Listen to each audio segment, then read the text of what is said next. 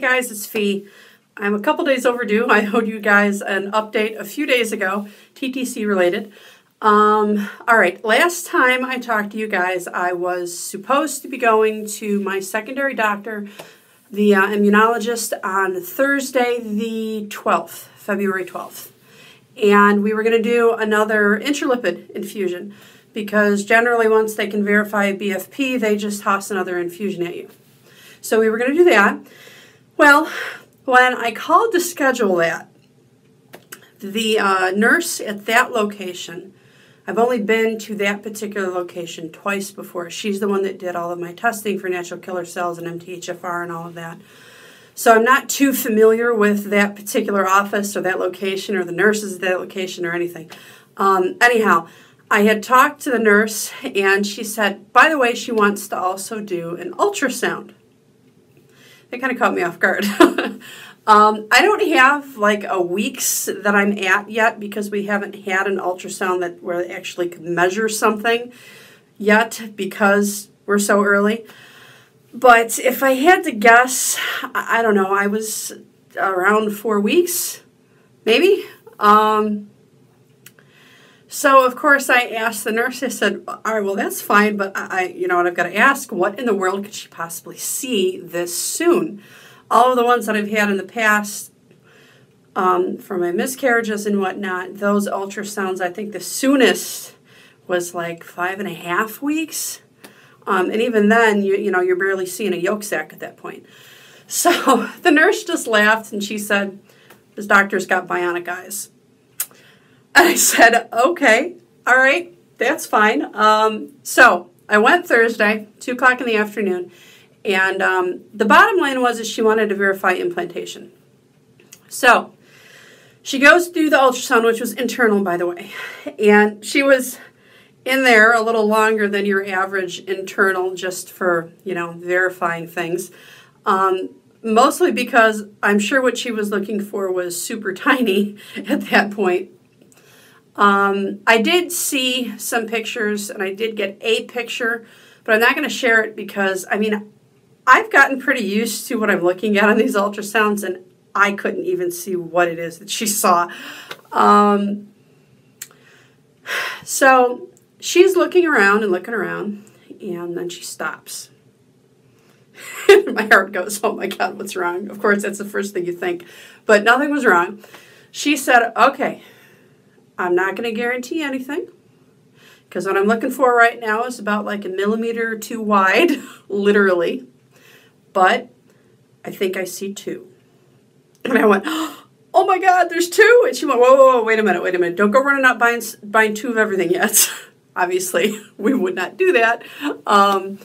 But she said, I think I see 2. I'm not going to make any guarantees. We need to wait until they're bigger and we can make sure that what I'm seeing is correct, and also that obviously they both continue to grow. A lot of times, you know, just because 2 implant doesn't mean they both continue to grow. That happens a lot.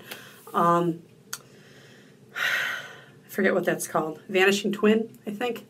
So we'll see. We'll see. I'm not going to, you know, count my babies yet, but she does think she sees 2. So we might be Fee plus 2, but we've got to wait to find out. We have to wait to find out. After that, I did have my intralipid infusion, and my veins did not cooperate that day. I have like 1 bad arm and 1 good arm. And the blood girls, as I call them, at the office that I'm used to, she's like amazing. I mean, she can draw blood out of a stone. But this arm, all my veins roll. And it's not fun. So I always tell them to go to this arm. And she needed to draw blood and also do the infusion. So she goes to put the IV in. She draws the blood from the IV that was in my vein. Everything's fine.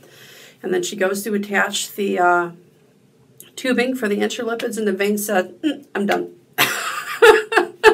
So she had to pull that out, poke me again. Oh my God, I've got a bruise on this arm still from Thursday, and I iced it. So that was fun. So that caused me to ask the nurse, you know, if I'm going to have these every week, are you going to run out of places to stick?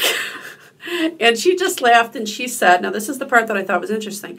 She said that they had never had a situation where they had to give the intralipids on a weekly basis. And these people give out intralipids all the time. They're not one of the doctors that question it. She actually supposedly is one of the doctors that helped pioneer intralipids. So, it's a regular thing for them. So for them to say that they have never given it out on a weekly basis, that really intrigued me. And I said, well, what does it go according to? I mean, I've heard of people who have levels like around 15, 16, 17, 18. Some of them need it once a month. Some of them need it once every 2 weeks. But my level is like 26, 27. Now, they want it 10 or under, just so you know. And she said, just because your level is that much higher, the level does not designate how often you're going to need it. It designates how much they have to give me. I get 8 ml when most of the time they give out 4. But the level isn't going to determine how often I'm going to need it. What's going to determine it is the rest of my body, how fast it uses it up, how fast it metabolizes it, so to speak. I'm sure there's a lot more science to it than that, but that's the way I'm going to word it. So, who knows? Just because my level is high, maybe I won't have to have it more than once a month, or maybe I'll need it every 3 weeks, or maybe I'll need it every 2 weeks. Time will tell. The next time I go, which is Monday the 23rd, so next Monday, they will draw my blood again, and from there they should get a good idea of how fast I'm using it up and when I will need it again. I am supposed to see her weekly, so this week was kind of weird because I should have seen her this upcoming Thursday, but she isn't available or in town this Wednesday, Thursday, or Friday, so we pushed it to Monday the 23rd, and I'm actually going to her secondary location just to get it done that Monday. That location actually may be easier for me, which is the funny part, but we'll see. They may draw it and think it's still okay and wait until the following week after that to draw it again and see where it's at. Who knows? We will have to wait and find out. I'm also assuming she's probably going to do another ultrasound on the 23rd, or at least I'm hoping she is. They didn't flat out say that, but I'm hoping she is, because in my mind, by that time, we should be able to see something resembling a sac and maybe even a yolk sac. I don't think we would see a whole lot of baby growth or a heartbeat or anything until maybe a week, 2 weeks after that, maybe. It's just going to depend. But that's my past experience with it. I don't think I, in the past, got a heartbeat until 7 weeks and didn't actually see baby growth until 6 weeks. At 5 weeks, I saw a yolk sac. So that's kind of what I'm expecting, or I'm hoping for, at least. That would be great. But we gotta wait. We gotta wait and see if there's 1 or 2 in there. We still don't know for sure. She thinks there's 2, but she's just not positive. So other than that, piano stick tests. I was doing them religiously every single day from 7 days past transfer all the way up to 13 days past transfer. But I will say that 13 days and 14 days past transfer was this weekend, Saturday and Sunday. And I have no idea if this is a symptom or if it's just in my head, but I'm one of these people where I don't normally have to get up in the middle of the night to go to the bathroom. And my bladder just doesn't wake me up. I mean, even if I have to go, it really doesn't wake me up. My alarm will wake me up, and then I'll sit up in the bed and I'll go, oh my God, my bladder's ready to explode. I've got to go to the bathroom now. That's just the way it's always been with me. Well, the last couple days, my bladder's been waking me up at about 3 or 4 a.m. And that's not normal for me now. Obviously, there's not enough of anything there to be pushing on my bladder. I just have to assume that maybe this is a symptom. Maybe there's, I don't know, more liquid going on down there. I don't know. I've been trying to take in more water. I'm sure that has something to do with it. But my point is, up until day 13, I would always obviously hold my urine until I woke up, somewhere around 6:30 in the morning, depending on the day, and then I would test then. Well, on 13 days past transfer this Saturday, I just couldn't do it. I woke up at, I think it was 3:30. And I was like, I just can't hold this until the normal time. And I went downstairs. I did the test right away, went to the bathroom, went back to sleep, didn't even look at it. I figured I'd look at it when I really woke up. But my concern was I didn't think it was very accurate compared to the other ones because it wasn't done at the same time or for the same amount of like holding time, so to speak. I don't know. Maybe I'm just being too particular. As for yesterday, same thing. It woke me up at about 4 a.m. I had to go right then and there, and I was like 3/4 asleep. Didn't even think to do the test. I just had to go to the bathroom and went right back to sleep. So I don't have one for yesterday. The one for Saturday is it's dark. It's dark, but I don't know. I don't know if it's comparable, if it would be proper. I am going to try and do one tomorrow. And at that point, I will post them like I normally do on Facebook and Instagram and all of that. But I have come to the conclusion that I think I've like progressed out of the Dollar Tree test. The last few are looking exactly the same. Actually, I have them right here. And obviously all of these are dry. And one of them dried a little bit funny. It almost dried like an evap line. I'm not quite sure if you're going to be able to see these, but I will show you. Day 11, 12, and 13. See, 12 almost looks like it's darker than 13 just because of the way it dried. They're dollar tests, what do you want? But they pretty much all look exactly the same. They're not getting any darker or any lighter or anything. They all look exactly the same. And the test line is on this side.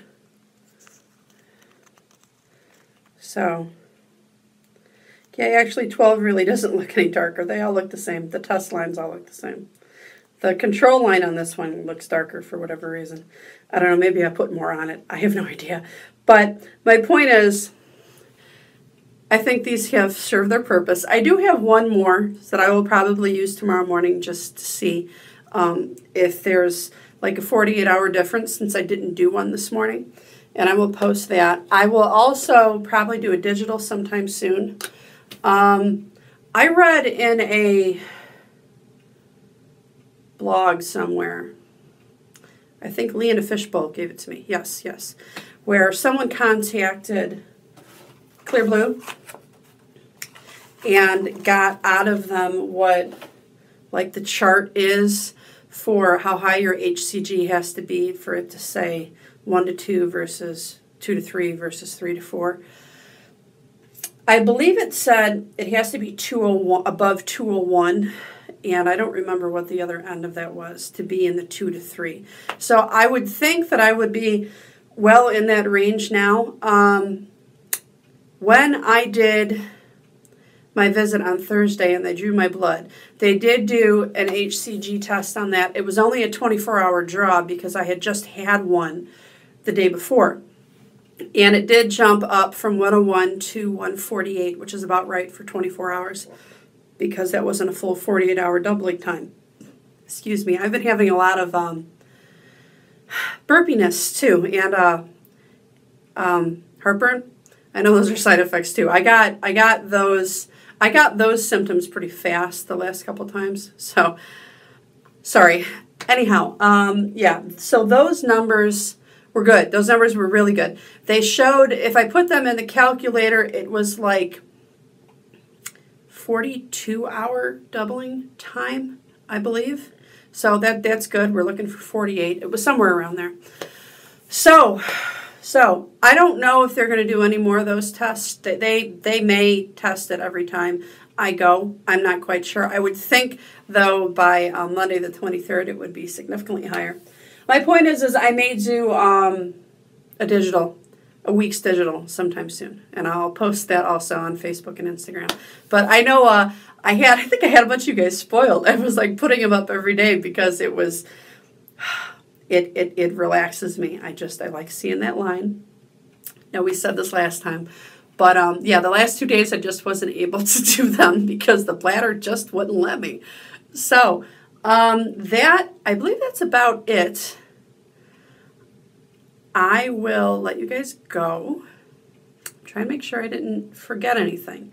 I don't think I did. So I more than likely will not have anything until after the 23rd. That appointment is at 2 in the afternoon again on Monday the 23rd. I'm hoping we're going to be having an ultrasound so she can see whether or not she really sees 2 in there or not. And they'll be checking my blood to see when I need the intralipids again, and we'll go from there. I will let you guys in on any news that I get from that appointment. So until then, praying, hoping, it's going to work this time. These little guys are going to stick. They are going to stick. So, thank you for all of the thoughts and the prayers and the posts, and that you guys are awesome. I know I say this every time, but I mean it. You guys are amazing. I really appreciate every single last comment. I read every single last comment, and they all make me smile. I just love it. Just love it. So, all right, I will talk to you guys later. Thanks for watching. Bye.